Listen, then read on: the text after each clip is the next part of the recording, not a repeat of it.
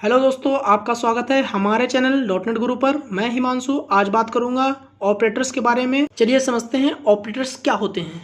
Operators वो symbol होते हैं जिनसे हम अपने कोड में कैलकुलेशन, कंपैरिजन या लॉजिकल ऑपरेशन कर सकते हैं। अरिथमेटिक ऑपरेटर्स आपको सिंपल मैथ्स कैलकुलेशन करने में हेल्प करते हैं, जैसे कि एडिशन के लिए हम प्लस सिंबल का यूज़ करते हैं, सब्ट्रैक्शन माइनस सिंबल का यूज़ करते हैं, स्टार मल्टीप्लिकेशन के लिए यूज़ करते हैं, एंड स्लैश डिविजिबल के लिए यूज़ करते हैं, एंड मॉडुलस जो हमें रिमाइंडर देता है उसके लिए यूज़ करते हैं।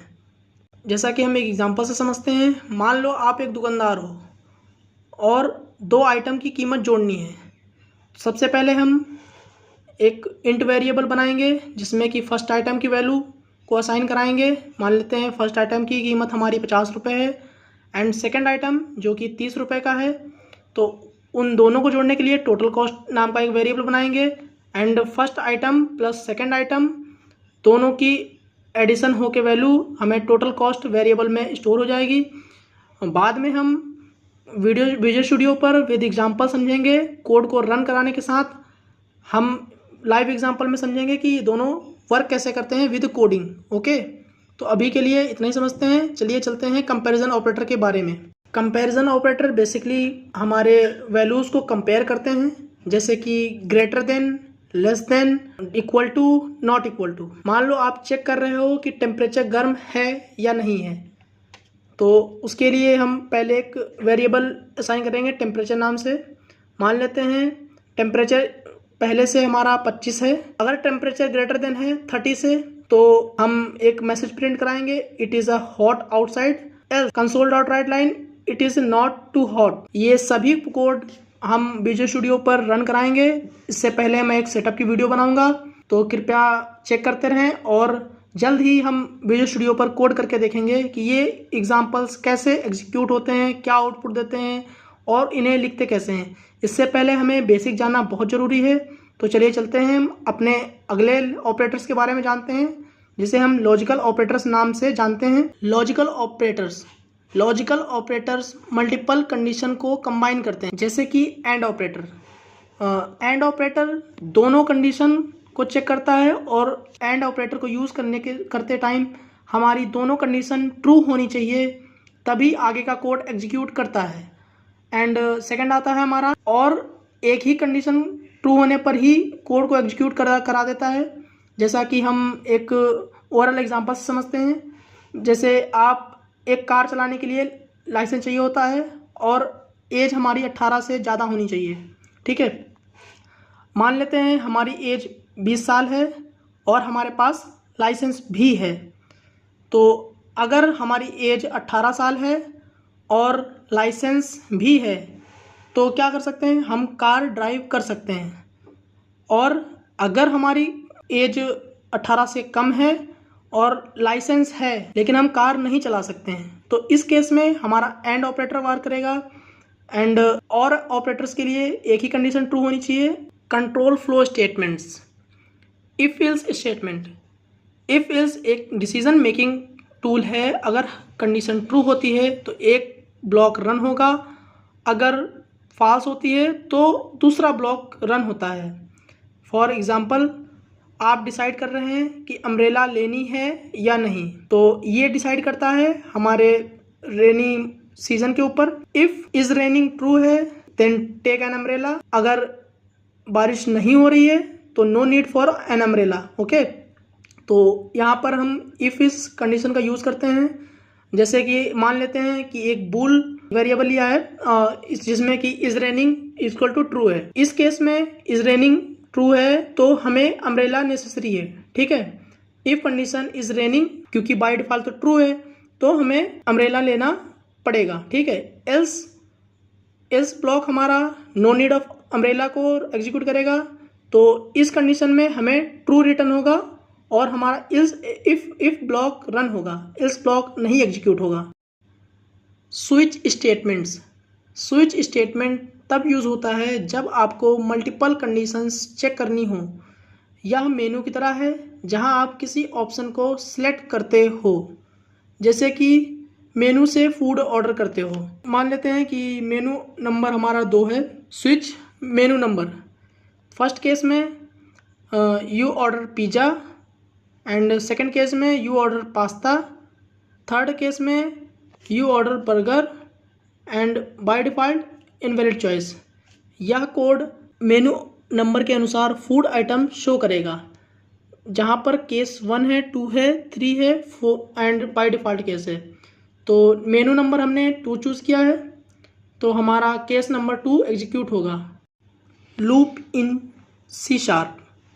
जैसा कि आप सभी लोग जानते हैं, लूप्स का प्रोग्रामिंग में सबसे बड़ा महत्व होता है एंड ये कैसे वर्क करते हैं, चलिए जानते हैं। हम करेंगे एक एक के बारे में। सबसे पहले हम बात करते हैं फॉर लूप के बारे में। फॉर लूप तब यूज़ होता है जब आपको पता हो कि कितनी बार ऑपरेशन परफॉर्म करना है। या वैसे ही है जैसे किसी बकेट में 10 बार पानी डाल रहे हों। चलिए हम एक एग्जांपल से समझते हैं कि फॉर लूप कैसे वर्क करता है। फॉर एग्जांपल हमें 1 से लेकर 5 तक गिनती प्रिंट करानी है। तो सबसे पहले हम जानते हैं कि फॉर लूप का सिंटेक्स क्या होता है। फॉर लूप पहले हमारा इनिशियलाइजेशन होता है, देन कंडीशन चेक होता है, फिर इंक्रीमेंट या डिक्रीमेंट होता है, अगेन अपनी कंडीशन एंड जो हमें गेट करना होता है उसे हम प्रिंट करा लेते हैं। तो समझते हैं एक एग्जांपल के थ्रू। जैसे कि हमने बात की कि 1 से लेकर 5 तक गिनतियां प्रिंट कराने के लिए हमें सबसे पहले कंडीशन क्या लगानी चाहिए कि ये लूप कब तक चलेगा। जैसा कि देख सकते हैं कि int i equal to 1, initial value हमारी 1 है और ग्रेटर देन इक्वल टू 5 है एंड i प्लस प्लस है। तो फर्स्ट टाइम हमारी इनिशियल वैल्यू 1 थी एंड कंडीशन चेक कर रहा है i greater than equal to 5 है एंड यानी कि 1 जो है 5 से कम है, इसका मतलब कंडीशन ट्रू है एंड i में 1 का इंक्रीमेंट हो जाएगा। अब i की वैल्यू 2 हो गई and console dot write line पे हम i की वैल्यू को प्रिंट करा लेंगे, देन हमें 1 गेट हो जाएगा। सेकेंड टाइम जब हमारी कंडीशन चलेगी तो इनिशियल वैल्यू हमारी 2 हो चुकी है एंड i की वैल्यू 2 हो गई है। अगेन कंडीशन चेक करेगा 2 क्या है, 5 से छोटा है एंड फिर से 2 में हमारा इंक्रीमेंट होगा एंड फिर से जब पे हम i की वैल्यू को प्रिंट कराएंगे, अगेन हमें i की वैल्यू 2 हो चुकी थी, वो 2 एज इट इज़ प्रिंट हो जाएगी। सेकेंड टाइम हमारे i का इंक्रीमेंट 1 से हुआ था तो i की वैल्यू 3 हो चुकी थी एंड अभी इनिशियल वैल्यू हमारी 3 है। सेम कंडीशन चेक करेगा 5 3 से ग्रेटर देन है एंड फिर से i की वैल्यू 1 से इंक्रीमेंट हो जाएगा, यानी कि अब 4 हो जाएगी। ये तब तक प्रिंट करेगा जब तक कि कंडीशन हमारी फॉल्स नहीं हो जाती है। जब हमारी i की वैल्यू 5 हो जाएगी एंड ये ग्रेटर देन इक्वल टू, दोनों में से कोई भी कंडीशन ट्रू कर जाएगा। जैसे कि 5 की वैल्यू 5 से बराबर हो जाएगी, उस टाइम में कंडीशन फॉल्स हो जाएगा, ये लूप वहीं पर स्टॉप हो जाएगा।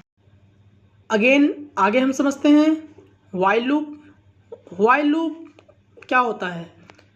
वाइल लूप तब तक चलता है जब तक कंडीशन ट्रू होती है। जैसे कि आप तब तक बस का इंतज़ार करते हो जब तक वह आ नहीं जाती है। तो चलते हम एक एग्जांपल से समझते हैं हम वाइल लूप के एग्जांपल के बारे में। हमने एक वेरिएबल डिक्लेयर किया है बस अराइव्ड। बस अराइव्ड को बूल में लिया है, इसकी by default value equal to false रखी है।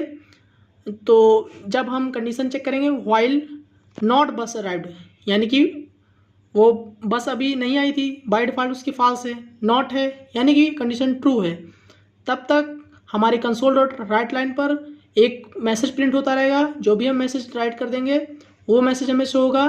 फॉर एग्जांपल हमने लिया है वेटिंग फॉर अ बस, ये मैसेज तब तक शो होता रहेगा जब तक कि बस अराइव्ड की वैल्यू फॉल्स रहेगी। ओके, तो कुछ इस प्रकार हमारा वाइल लूप वर्क कर। आगे हम बात करते हैं डू वाइल लूप की। डू वाइल लूप भी वाइल लूप जैसा होता है, लेकिन यह कंडीशन चेक करने से पहले कम से कम एक बार ज़रूर रन होता है। चलिए चलते हैं, हम समझते हैं एक एग्जांपल के थ्रू। कंक्लूज़न, मैं आपको एक राय देना चाहूँगा कि प्रोग्रामिंग सीखने का बेस्ट तरीका प्रैक्टिस होती है। जैसे कि आज हमने सीखा operators, control flow, loops and उसके साथ एक्सपेरिमेंट करें ताकि आपकी स्किल इम्प्रूव हो। हम अगली वीडियो में जानेंगे एरे मेथड्स के बारे में बात करेंगे जो कोड को ऑर्गेनाइज करते हैं, रीयूजेबल बनाने में मदद करते हैं, जैसे एक कारपेंटर अपने टूल्स को करता है। तो प्लीज़ बने रहें हमारे साथ। सी प्रोग्रामिंग की दुनिया बहुत बड़ी है, सीखते रहें, एक्सपेरिमेंट करते रहें और सवाल पूछते रहें। धीरे धीरे आप एक कॉन्फिडेंट प्रोग्रामर बन जाएंगे। So please subscribe and like my videos and share with friends. Thank you.